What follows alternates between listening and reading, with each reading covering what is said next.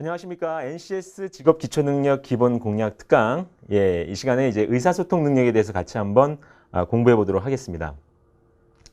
이 의사소통 능력은 이제 많은 우리 수험생분들께서 처음에 NCS를 시작하실 때 가장 할만하다. 뭐 그래도 의사소통은 조금 풀 수 있다 하시는 이제 과목 중에 하나가 바로 의사소통인데요. 하지만 제가 이제 수험생분들과 같이 공부를 계속 하다 보면 뒤로 가면 갈수록 사실은 어려운 부분이 의사소통이다 이렇게 생각이 됩니다. 왜냐하면 처음에는 아무래도 수리 능력이나 문제 해결 부분이 뭐 이제 보통 우리 다 수학을 좀 좋아하진 않지 않습니까? 그렇죠? 그래서 어렵게 느껴지고 뭔가 숫자를 보면은 긴장되고 이래가지고 어렵다. 하지만 뭐 우리가 뭐 한글 모르는 사람 없지 않습니까? 대한민국 사람 중에. 그래서 읽을 수 있고 이해가 되고 하니까 의사소통이 편하다 이런 말씀들을 많이 해주십니다. 하지만 제가 학생들하고 이제 수험생분들하고 같이 공부를 하다 보면 수리랑 문제 해결은 하면 할수록 사실은 좀 쉬워지는 부분이 있습니다. 왜냐하면은 어느 정도 유형이 있고, 그다음에 공식도 조금 있고요, 어느 정도. 그다음에 계산도 점점 익숙해질수록 쉬워지기 때문에 오래 공부를 하시면 수리와 문제 해결이 점점 더 쉬워지는 것이 당연한 어떤 그런 과목적인 특성이 있습니다. 하지만 이 의사소통 같은 경우에는 처음에는 쉬운 것 같지만 공부를 하면 할수록 정말 어렵게 나왔을 때는 대처가 안 되는 부분들이 많습니다. 왜 그러냐면은 첫 번째로 사실 의사소통은 이 난이도 조절하기가 상당히 힘든 과목입니다. 왜냐하면 수리 같은 경우에는 난이도를 이제 조금 어렵게 하려면은 뭐 숫자를 좀 더 큰 숫자, 복잡한 숫자를 낸다든지, 그다음에 뭐 계산을 조금 더 복잡하게 조건을 하나 더 넣는다든지 이런 식으로 우리가 난이도 조절을 쉽게 조금씩 할 수가 있는데 의사소통은 사실은 쉽게 내면 너무 쉽고요. 이제 어렵게 내버리면 거의 뭐 출제자의 의도를 유출을 해야만 풀 수 있는 정도의 문제들이 나오는 경우가 있습니다. 그리고 우리가 실제로 이제 시험을 보든지 아니면 이 수험서를 풀어봐도 답을 봐도 이해가 안 가는, 이게 왜 이렇지? 좀 이상하다 이런 생각이 드는 문제들도 자주 출제된다는 거죠. 그만큼 이 난이도를 조절하기 위해서 조금 어렵게 내면 갑자기 너무 심하게 어려워지고 또 쉽게 내면 너무 쉬워져 버리는 그런 과목이 이제 의사소통이 아닐 수 없습니다. 이 두 번째로 또 이제 수험생분들이 어려워하는 이유가 뭐냐면 이 의사소통을 푸실 때 감으로 푸시는 분들이 많습니다. 이 평소에 뭐 책을 많이 읽는다거나 뭐 신문을 많이 읽고 또 말씀을 잘하시는 분들 같은 경우에는 의사소통을 실제로 잘하세요. 정말 잘하세요. 그래서 이제 저같이 문제를 풀다 보면은 뭐 이제 한번 문제를 풀어보세요 해가지고 문제를 푸십니다. 우리 수험생분들이. 근데 정답을 맞춰보면 맞으셨는데 굉장히 어려운 문제도 잘 맞추십니다. 그래서 제가 여쭤봅니다. 전 학생이 여쭤보는데 뭐 답이 3번이다 예를 들어서 그러면은 정답이 왜 3번인가요? 여쭤보면은 수험생분들이 모르겠어요. 그냥 뭐 감이 3번 같은데요. 그냥 제 느낌에 읽어보니까 3번 같아요. 그래서 보면 실제로 맞습니다. 그럼 이제 분위기가 어떻게 되냐면은 맞았으니까 내가 왜 맞았는지 몰라도 괜찮은 거 아닙니까? 이런 분위기로 넘어가거든요. 그럼 이제 그런 게 반복되다 보면은 학생들, 우리 수험생들 마음이 어떤 마음이 드냐면은 소통은 뭐 감으로 푸는 문제다 이런 식으로 생각하시는 경우가 상당히 많습니다. 그런데 문제는 뭘까요? 이 감으로 푸는 이 풀이 방법의 문제는 뭘까요? 감이 좋은 날, 그날 내가 시험 보러 갔는데 유난히 감이 좋았어. 그러면은 그날 이제 대박 나는 거죠, 의사소통에서. 근데 뭔가 그날 컨디션이 안 좋고 뭔가 첫 번째 문제에서부터 꼬이기 시작했는데 자꾸 두 번째, 세 번째 문제에서 뭔가 느낌이 안 오는 거죠. 그럼 이제 그날 시험은 소위 망칠 수밖에 없는 거죠. 그러니까 이 감에 의지하는 풀이법은 좋으면 되게 좋을 수 있지만 뭐 그날 컨디션에 따라서는 뭐 실패의 위험도 상당히 크다 이렇게 보실 수가 있습니다. 그래서 여러분들이 공부하실 때 이 공부하는 중요한 의사소통 방법 중에 하나는 뭐냐면 내가 감으로 풀었어도 왜 이게 정답인지에 대한 근거를 본인 스스로 자꾸 찾으시는 연습을 하셔야 돼요. 예를 들어서 저희 같은 이제 강사 같은 경우에는 그 이유를 자꾸 찾습니다. 왜냐하면 설명을 해야 되기 때문에. 강사가 앞에서 이거 느낌이 3번 아닙니까? 느낌이 3번이니까 맞 이렇게 말하면 정말 그 자격이 없는 강사겠죠? 근데 수험생들 같은 경우에는 본인이 설명할 필요가 없기 때문에 그냥 감에 의지해서 풀어도 상관없다고 생각하세요. 하지만 마치 여러분이 저 같은 강사가 됐다는 생각으로 누군가 질문했을 때 이게 왜 정답이 3번인가요? 왜 2번인가요? 라고 질문했을 때 이건 이렇기 때문에 그렇습니다. 라고 근거를 대는 연습을 스스로 계속 하셔야 돼요. 그 연습을 혼자 공부할 때도 계속 하셔야지 시험장에서도 머릿속으로 확신을 갖고 문제를 풀 수가 있습니다. 만약에 이런 근거를 찾아서 확신을 갖고 문제를 푸는 연습이 안 돼 있으시면 시험장에서 문제를 풀고 나서도 계속 불안하실 거예요. 그래서 문제를 풀고 나도 2번, 3번 다시 보게 되고 거기서 시간이 모자라게 되는 큰 오류를 범하실 수가 있습니다. 그래서 처음에는 조금 어렵더라도 자꾸 근거를 찾으시고 이유를 찾으시고 그렇게 하시다 보면은 처음엔 그게 시간이 오래 걸리는 것 같지만 연습하면 연습할수록 시간이 적게 걸리고요. 또 그 과정에 시간이 조금 더 걸리더라도 확신이 있기 때문에 그 문제를 자신 있게 넘어가실 수가 있습니다. 그러면은 똑같은 문제를 2번, 3번 보실 필요는 없는 거죠. 그래서 오늘 짧은 시간이지만 이 의사소통 능력에 대해서 어떻게 공부하는지에 대해서 저랑 이야기를 나누시면서 그 근거를 찾아가는 그런 과정들을 좀 연습하실 거고요. 뭐 짧은 시간이기 때문에 일반 뭐 문제풀이 과정처럼 뭐 디테일하게 한 문제 한 문제 모든 문제를 이제 꼽아가면서 같이 이야기할 수는 없고요. 전반적으로 어떤 식으로 접근하면 좋을까? 그다음에 전체적인 출제 유형이라든지 그런 부분에 대해서 같이 한번 이야기를 나눠보겠습니다. 네. 그럼 이제 첫 번째 내용 한번 같이 보시겠습니다. 네. 의사소통이란 무엇이냐? 예, 뭐 이 부분은 사실 엄청 중요한 건 아닙니다. 항상 강의를 하다 보면 처음에 이 개념적인 이야기들을 안 할 수가 없어요. 안 할 수가 없습니다. 그러나 이 부분이 뭐 안 중요한 건 아니지만 여러분이 실제로 이제 시험을 보는 게 중요하지 않기 때문에 의사소통이란 이제 두 사람 또는 그 이상의 사람들 사이에서 상호 의사를 이제 교류하는 거죠. 뭐 그게 개인이든 집단이 됐든 해서 뭐 정보, 감정, 사상, 의견 등을 전달하고 이제 주고받는 과정, 그 의사소통입니다. 우리가 알고 있는 그 의사소통입니다. 뭐 여러분 이걸 외우실 필요 없고요, 뭐 필기하실 필요 없습니다. 이렇게 아시면 되는데 중요한 건 이제 그게 아니라 이 의사소통 능력에서 주로 어떤 부분에서 이제 문제가 나오느냐, 하위 능력에 대해서 좀 아셔야 되는 거죠. 그래서 문서 이해 능력, 문서 작성 능력, 경청 능력, 의사 표현 능력, 그다음에 기초 외국어 능력입니다. 그리고 또 한 단계 더 들어가서 중요한 거는 뭐 이것들을 여러분 외우실 필요도 없고요. 뭐 이것들을 필기하실 필요도 없는데 중요한 건 뭐냐? 이 하위 유형들이 어떻게 문제가 나오느냐지 그거 아시는 거 굉장히 중요한 거죠. NCS 공부를 좀 하신 분들은 아시겠지만 처음 시작하시는 분들은 이 하위 능력이 다 그 말이 그 말 같고 뭐 문서 이해나 작성이나 그게 그거 아니야 이렇게 생각하실 수가 있는데 중요한 건 시험에서 어떻게 나오느냐 이제 그게 중요하거든요. 그러면은 요 옆에 빨간 글씨를 여러분이 좀 집중해서 보실 필요가 있는데 이 문서 이해 능력은 주로 이제 지문형으로 나옵니다. 여러분이 뭐 예를 들어서 옛날에 학교 다닐 때라든지 뭐 수능 시험 보실 때 우리가 국어 시험 뭐 언어 시험 이러면은 지문이죠. 지문. 박스형 지문이 나오는 그 지문형 문제가 대표적으로 이제 문서 이해 능력에서 나오시는 거고요. 그다음에 나머지는 이론형 문제가 많이 출제됩니다. 문서 작성 능력. 여러분 문서 작성 능력을 어떻게 지필고사를 보시겠습니까? 뭐 논술 시험을 보지 않는 한 문서 작성 능력을 어떻게 문제풀이로 낼 수가 있겠습니까? 그렇죠? 상당히 어렵습니다. 그래서 이론형 문제로 출제가 됩니다. 그리고 경청 능력 역시 우리가 듣기 평가를 보는 건 아니거든요. NCS는 듣기 평가 없습니다. 그럼 이제 이론형 문제로 나올 수가 있고요. 의사 표현 능력 역시 이론형 문제로. 그래서 이 이론형 문제는 여러분이 뭐 공부를 너무 사실 많이 하실 필요도 없습니다. 출제 빈도가 높진 않습니다. 그래서 오늘 저랑 같이 하시는 내용 정도 좀 보시고 항상 수험서를 보시면 한 뭐 10% 이내, 5% 정도의 한 이론형 문제가 항상 나오게 돼 있습니다. 그럼 여러분이 그거를 이제 항상 나올 때마다 좀 꼼꼼하게 보시면 굉장히 다양하게 나오진 않습니다. 그래서 나올 때마다만 좀 꼼꼼히 보시면 충분히 커버가 되는 부분이라고 보시면 되고요. 마지막으로 이제 기초 외국어 능력인데 제가 여기 출제 빈도가 낮다고 했는데 사실은 출제가 안 된다고 보셔도 상관없습니다. 지금까지 정말 제대로 외국어가 출제된 적은 없고요. 그냥 외국어 구사에 대한 어떤 의사소통, 뭐 언어 생활에 대한 이런 문제는 나올지언정 실제로 우리가 보는 뭐 토익 아니면 뭐 수능 영어 시험 같은 그런 영어 문제는 나오지 않는다라고 보시면 좋을 것 같습니다. 우리 좀 영어에 두려움이 있는 분들한테는 좀 좋은 소식이죠. 네.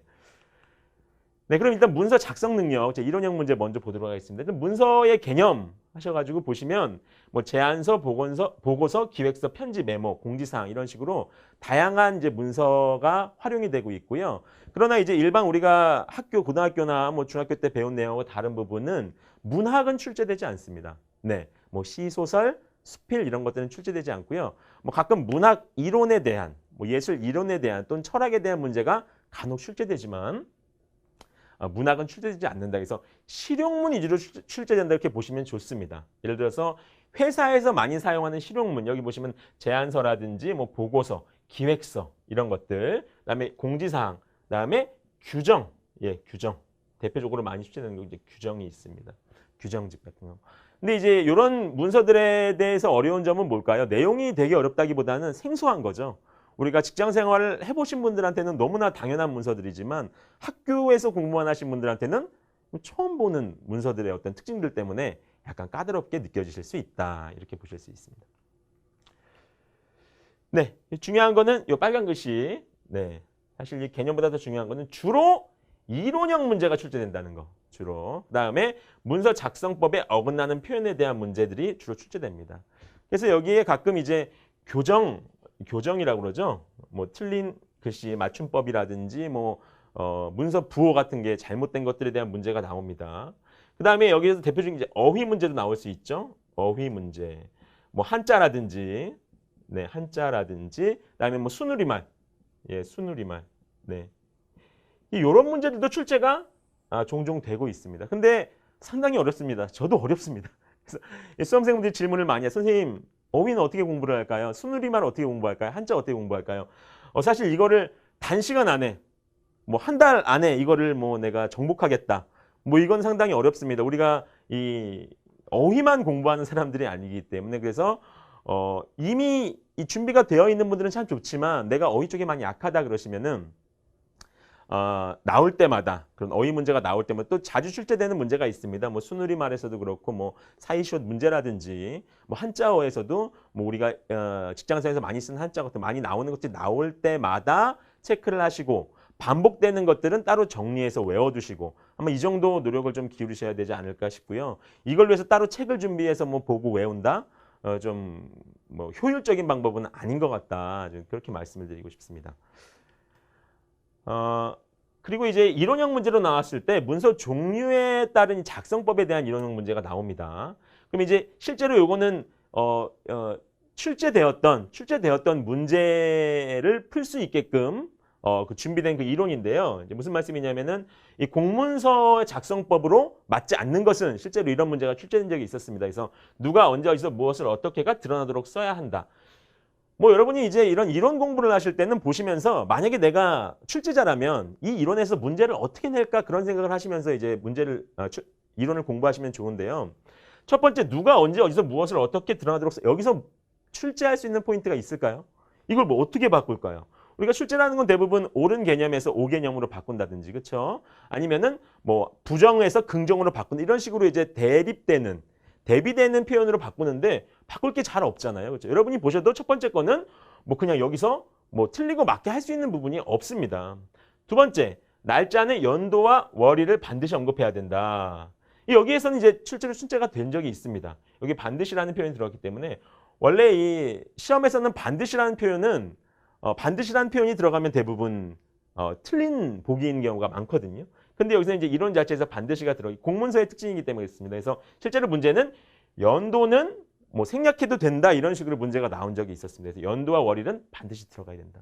그다음에 내용이 복잡할 경우 다음 또는 아래와 같은 항목을 만들어 구분한다. 그다음에 또 이 다음에도 공문서는 한 장에 담아내는 것이 기본 원칙이다 그래가지고 뭐 내용이 많으면 여러 장으로 할 수도 있다 이런 식으로 또 보기에 나온 적이 있습니다. 그래서 이게 뭐 엄청나게 틀린 건 아니지만 다른 보기하고 비교했을 때 원칙적으로 한 장에 담아내는 것이기 때문에 여러 장에 할 수 있다. 이런 건 좀 문제가 있다고 보는 거죠. 그다음에 마지막에 반드시 끝자로 마무리한다. 그래서 특별한 건 없지만 여러분이 공문서라는 걸 많이 안 보신 분들은 요거 한 번쯤 체크를 하셔야 혹시라도 이론형 문제가 나왔을 때 너무나 쉬운 문제임에도 불구하고 잘 몰라서 실수한 일이 없도록 이렇게 좀 주의를 하시면 좋을 것 같습니다.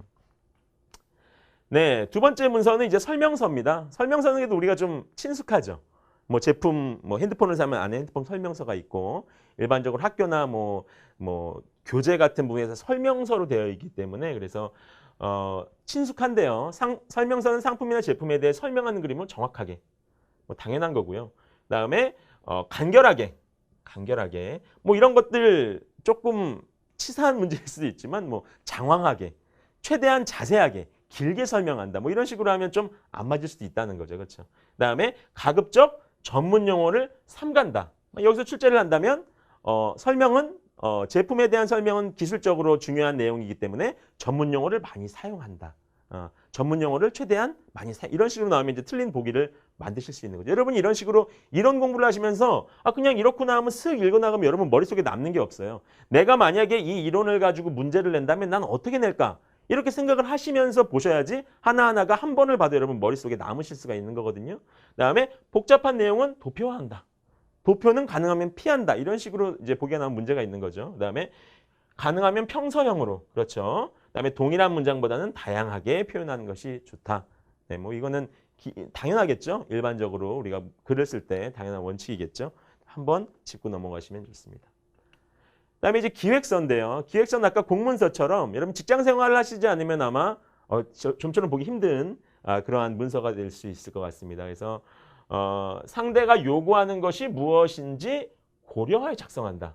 당연한 이야기지만 기획서는 그냥 나 혼자 주절 떠드는 것이 아니라 특정된 누군가에게 보여주고 어필하기 위한 문서이기 때문에 상대가 요구하는 것이 무엇인지 생각하며 작성한다. 분량이 많으므로 한눈에 파악되도록 목차 구성에 신경 쓴다. 이것도 출제된 적이 있었죠. 네. 목차는 중요하지 않다. 뭐 이런 식으로 나오면 문제가 있고 일반적으로 우리가 회사에서 기획서를 작성한다 보면은 최소한 20매 이상, 20장 이상, 뭐 30장, 40장, 뭐 많을 때는 뭐 100장까지 넘어가는 그런 기획서도 있기 때문에 처음에 목차만 보고도 어떤 식으로 구성되어 있구나 편하게 볼 수 있게 이렇게 해주시는 게 중요하다는 거죠. 그다음에 그래프를 활용하는 경우 제대로 됐는지 한번 확인해야겠죠. 그다음에 전체적으로 내용이 많은 만큼 깨끗하고 산뜻한 느낌. 그래서 여러분 기획서는 주로 PPT로 작성하죠. PPT에는 이제 그림도 많이 넣을 수 있고 그렇죠. 도표 그림도 이제 편하기 때문에 그래서 이제 PPT를 여러분이 머릿속으로 생각하시면 될 것 같습니다. 이렇게 해서 대표적으로 공문서, 설명서, 기획서에 대해서 이론적인 부분 간단하지만 이렇게 나왔을 때 한번 보시고 머릿속에 넣고 넘어가시면 혹시라도 이게 출제됐을 때 헷갈려서 실수하는 일이 없도록 그렇게만 준비를 해주시면 될 것 같습니다. 네, 그러면 이제 예시 문제 하나 보겠습니다. 아까 우리가 배웠던 기획서가 갖춰야 할 요건으로 볼 수 없는 것은 네, X 찾기죠. 네, 그래서 이것도 별거 아니지만 여러분 이렇게 없는 것에 대한 X 표시 하나 해놓는 거. 이렇게 안 해놓으셔가지고 그냥 아무 생각 없이 맞는 거 찾으시다가 실수한 일이 없도록 좀 주의하시면 좋습니다. 목적이 무엇인지 명확하게 하고 핵심적인 내용이 잘 드러나도록 해야 한다. 여러분 여기서 뭐 틀리게 할 수 있는 게 뭐가 있을까요? 목적이 무엇인지 명확하지 않게 하는 글이 있습니까? 그렇죠? 핵심 내용을 최대한 숨기는 글이 있습니까? 뭐 이런 1번 보기를 보고 여러분이 고민을 하시면 안 된다는 거죠. 이거는 뭐 여기서 맞게 하고 틀리게 하고 뭔가 여기서 트릭을 넣을 수 있는 그런 보기가 아닙니다. 2번 타인이 내용을 한눈에 알 수 있도록 목차 구성. 아까 제가 말씀드렸죠? 예, 기획서는 뭐 20장, 30장, 막 100장까지 넘어가는 기획서도 있다. 그래서 한눈에 처음에 목차만 보고도 무슨 이야기를 하려고 하는 건 알 수 있게 구성해야 됩니다. 참고자를 활용해서 사용할 경우 다른 사람이 글을 인용하였다면 출처를 반드시 밝혀야 되고요. 다른 사람이 보는 그림만큼 누가 언제 어디서 무엇을 어떻게 원칙에 맞게 작성해야 한다. 여기서 보면 다른 사람이 보는 그림만큼 여러분이 문제를 많이 푸시다 보면은 이 앞에 있는 걸 보고 느낌이 오셔야 돼요. 굳이 저 말을 왜 썼지? 글을 다른 사람이 안 보는 글은 없잖아요. 그렇죠? 출제자의 의도는 이렇습니다. 뒤에 이제 문제 보기를 만들고 나서 뭔가 너무 쉬운 것 같은 느낌이 들 수가 있어요. 그래가지고 앞에 요걸 하나 넣는 거죠. 뭔가 맞는 보기처럼 보이기 위해서 약간의 위장이라고 하죠. 다른 사람이 보는 그림만큼 다른 사람이 안 보는 글 없죠. 일기 말고는. 네, 당연한 건데 누가 언제 어디서 무엇을 어떻게 원칙에 맞게 작성해야 한다? 아주 틀린 말은 아니죠. 이렇게 작성할 수 있으면 좋은데 기획서라는 거는 어떻게 보면 미래에 일어날 일이기 때문에 정확하게 아직 그 형태가 잡혀있지 않은 경우가 많습니다. 그래가지고 뭐 누가 할지, 언제 할지, 어디서 할지가 명확하게 규정하고 싶어도 할 수 없는 경우도 상당히 많아요. 그래서 이런 원칙은 기획서보다는 보고서에 더 적합한 원칙이라고 할 수가 있고요. 기획서에서는 전체적인 컨셉이라든지 뭐 아니면 앞으로 이러이러 쪽으로 하려고 한다는 방향 정도를 제시하는 게 더 맞고요. 명확하게 제시해야 된다. 이 원칙에 맞게 명확하게 작성해. 요거는 기획서에서 갖춰야 할 요건과는 약간 거리가 있다. 그렇게 보시면 되겠습니다. 정답은 4번이 되겠습니다. 같이 보시겠습니다. 다음입니다. 예. 그다음에 경청 능력입니다. 뭐 경청이란 여러분이 아시는 그 경청입니다. 네. 개념 그렇게 중요하지 않다고 했죠. 여러분 외우실 필요 없습니다. 네. 다른 사람의 말을 주의 깊게 들으며 공감하는 능력. 그렇죠? 그다음에 신뢰를 쌓는 최고의 방법. 사실 의사소통 능력에서 우리가 직장 생활하면 진짜 직업 기초 능력이라 했을 때 경청 능력만큼 중요한 게 없습니다, 사실은. 하지만 이 우리가 보는 시험은 지필고사지 않습니까? 이 지필고사의 특성상 이 경청 능력을 어떻게 지필고사를 볼 수 있겠습니까? 상당히 어렵죠. 그래서 출제가 되지만 상당히 쉽게 출제가 되는 경향이 있습니다. 이론형 문제로 주로 출제가 되고요. 당연하겠죠. 듣기 평가를 할 수는 없으니까요. 대화형 지문이 주로 출제가 되겠죠. 그래서 경청하는 사람의 태도에 대한 어떤 태도가 옳고 그름에 대한 질문을 하는 경우가 있습니다. 그래서 이제 경청의 나쁜 습관, 주로 문제 나올 때 경청하는 태도로 옳지 않은 것은 뭐 이런 식으로 문제가 나오거든요. 그러면 뭐가 안 좋은 거냐 우리가 알아야겠죠. 그래서 한 10가지 정도로 제시를 하고 있습니다. 짐작하기, 상대방이 이런 말을 할 것이다. 내가 스스로 지레짐작한다거나 대답할 말 준비하기. 가끔 이게 굉장히 긍정적인 표현으로 문제가 되는 경우가 있는데요. 이게 긍정적인 표현이 아니라 이게 부정적인 표현입니다. 네. 예. 그래서 대답할 말을 준비한다기보다는 그저 상대방의 말에 주의 깊게 듣고 내가 대답해야 될 말이 있으면 그 시점에 적절한 시점에 생각해야지 내가 하고 싶은 마음을 머릿속에 생각하면 상대방의 말을 듣지 않는 것은 경청으로 적절한 태도가 아닙니다. 이건 부정적인 습관이 되겠습니다. 그다음에 걸러내기, 내가 듣고 싶은 말만 듣는다. 판단하기, 마음속으로 옳고 그름을 판단하고 있다. 다른 생각한다기, 뭐 하기, 조언하기, 언쟁하기, 옳아야만 하기, 슬쩍 넘어가기, 비맞추기. 여기 보시면 뭐 조언하기도 마찬가지고 잘못 생각하면 이게 긍정적인 태도라고 생각하실 수가 있어요. 근데 조언도 내가 상대방의 입장을 정확하게 알지 못하면서 함부로 하는 조언이 오히려 문제를 더 크게 일으키는 경우가 종종 있죠. 네. 그래서 10가지 정도 여러분이 주의하실 게 뭐 대답할 말 준비하기라든지 조언하기. 기타 나머지 부분 여러분이 보셔도 이건 문제가 있네 이렇게 생각하실 수 있죠. 그래서 실수할 수 있는 만한 부분들만 좀 보시면 될 것 같습니다. 예시 문제 한번 같이 보시겠습니다. 다음은 잡지사에서 근무하는 K 기자분이죠. 그다음에 신인 밴드 멤버 B의 인터뷰 내용입니다. 기자의 경청 태도의 문제점을 적절한 것은 하고 이제 읽으실 수가 있는데요. 한번 보기를 한번 먼저 간단하게 보고 한번 넘어가 보겠습니다. 슬쩍 넘어가기에 오류를 범하고 있다. 실수를 하고 있다. 보겠습니다. 어떻게 하는지. 그다음에 대답할 말을 준비하고 있는지. 그다음에 조언을 함부로 하고 있는지 또는 짐작하기. 짐작이란 건 뭘까요? 여기서 무시하고 있다라고 말하고 있습니다. 그렇죠. 무시하고 있다. 과연 어떤 게 맞을지 이렇게 머릿속에 4가지 정도 슬쩍 넘어가려고 하는지 여기 농담이라는 표현을 쓰고 있죠. 농담을 하면서 대충 넘어가려고 하는지 자기가 할 말만 생각하고 있는지 함부로 조언을 하는지 무시하고 있는지 한번 보겠습니다. 네. 보시면은 이제 전체적으로 보셨을 때 요 말줄임표가 이제 많이 좀 보이실 거예요. 말줄임표. 예. 보시면은 여기 B 같은 경우에 신인 그룹 멤버가 심지어 말을 다 잊지도 못하고 뭐 다 하게 노력 뭐 이 정도 했는데 그냥 K가 지금 말을 계속 끊고 있죠. 그래서 이런 문장 부호만 보셔도 K가 이 B라는 그룹 멤버를 좀 무시하고 있구나. 말을 끊고 있구나 이렇게 느끼실 수가 있어요. 예. 그리고 읽어보시면은 여기 보시면 B 씨 본인 때문에 문제가 있다. 이런 식으로 이제 좀 지적을 하고 있는데요. 사실 이렇게 생각하시면 뭐 이게 조언하기가 아닌가 생각하실 수가 있는데 실제적으로는 대안을 제시하고 있지 않습니다. 만약에 조언하려면 네가 앞으로 어떠한 식으로 해야 된다. 이 문제점을 극복하게 해야 된다. 뭐 이런 식으로 이야기를 했는데 그런 건 없고 그냥 네가 문제 있다는 식으로만 몰아가고 있습니다. 소극적인 태도다.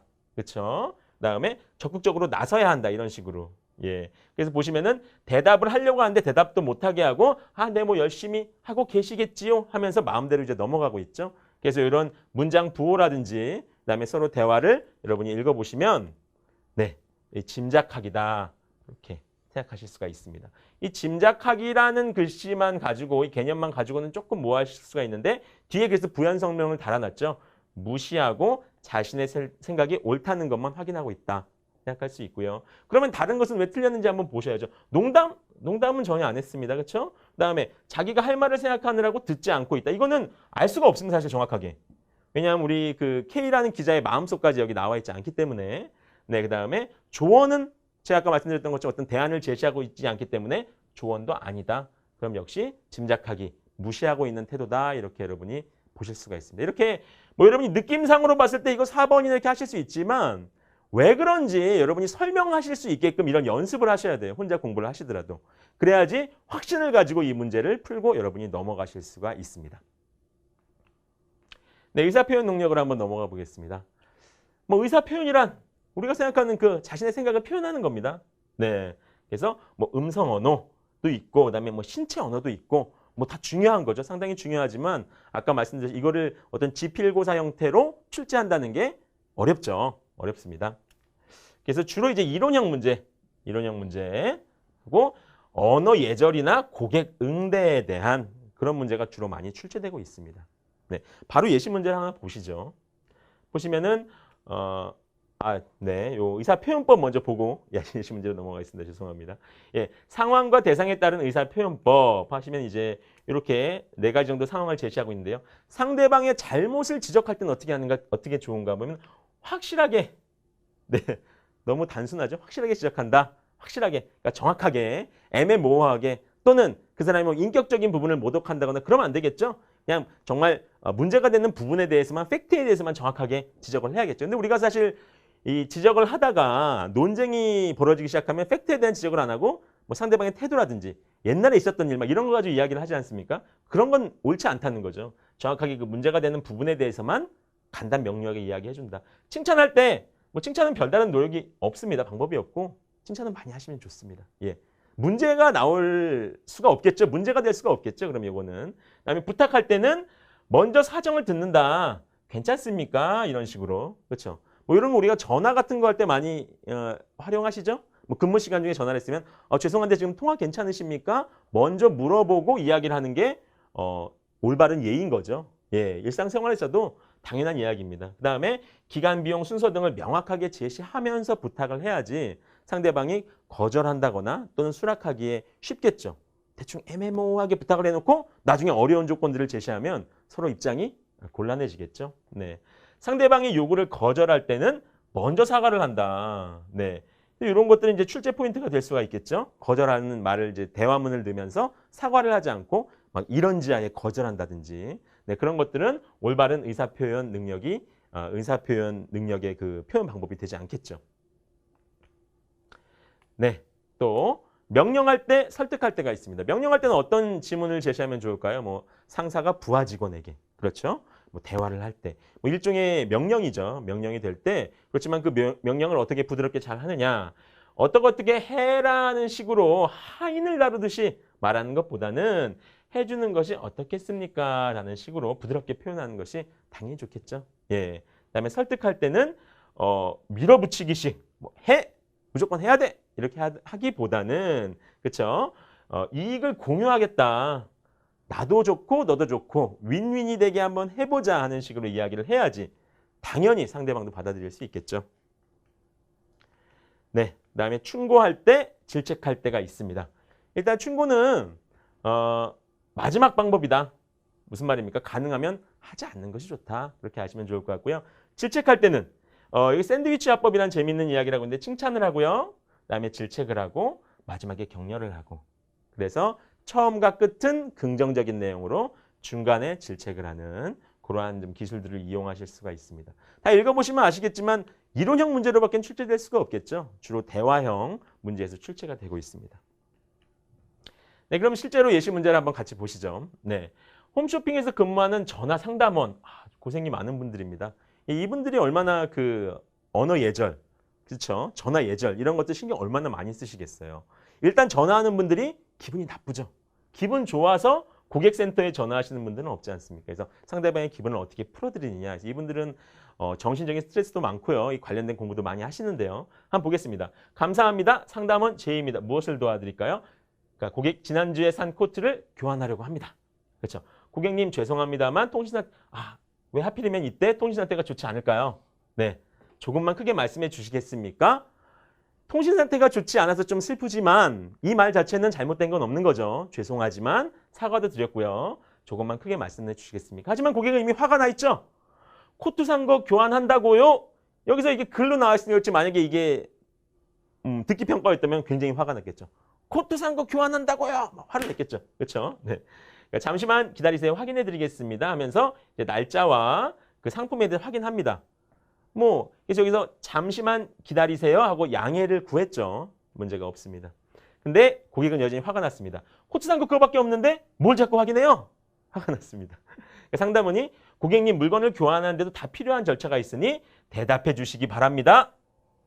네, 여러분 이제 읽어보셔서 아시겠지만 만약에 이 앞에 사과의 말이라도 하나 붙어 있었다면은 좀 더 괜찮겠죠. 예, 설득하기 위해서는 이걸 왜 확인하는 것이 고객님께도 더 이득이 되는지 정확하게 확인했을 때 고객님에게 이득이 되고 우리 회사도 빨리 처리를 해드릴 수 있어서 좋다는 것. 아까 말씀드렸던 윈윈 방법으로 상대방을 설득했어야 하는데 사과의 말도 없고 강압적으로 대답하세요! 라는 식으로 말하고 있죠. 당연히 문제가 되는 부분은 3번이 되겠습니다.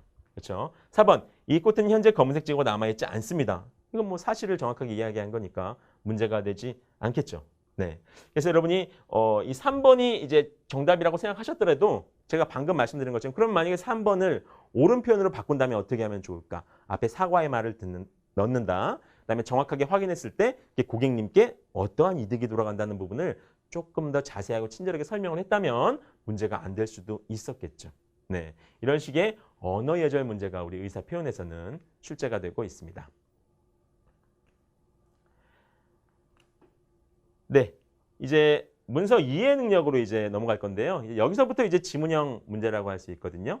예, 잠시만 우리 쉬었다가 같이 또 이 문서 이해 능력에 대해서 또 계속 진행하도록 하겠습니다.